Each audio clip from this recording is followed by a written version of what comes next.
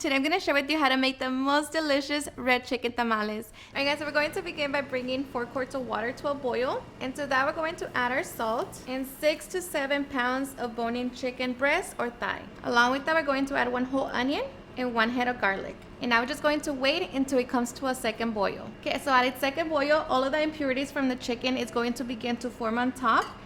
And we're just going to remove it all. Now that we have removed all of that, we're going to add our 6 bay leaves, 4 whole cloves, 1 teaspoon of allspice berries, and peppercorn.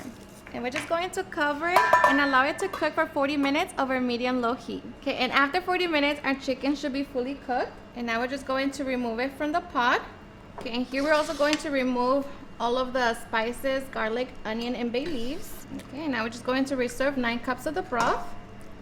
Okay, now to our broth, we're going to add 1 pound of tomatillos, along with 2 chile moritas, 3 chile anchos, and 20 New Mexico or Guajillo chile pods. Okay, now we're just going to bring them to a boil. Okay, and as soon as our tomatillos change color, transfer them to the blender cup, along with the chile pods and 4 cups of the broth. Okay, now that we have that, now we can get ready to make our sauce.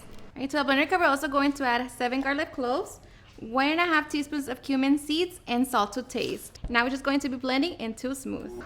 Okay, so once we have that, now we're just going to set it to the side so we can shred our chicken. Okay, once we have our chicken all nice and shredded, now we can take it back to the stove so we can put it together with the sauce. Alright, so now to our pot over medium heat, we're going to heat up a little bit of lard or oil. We're going to add our sauce, strain if you need to.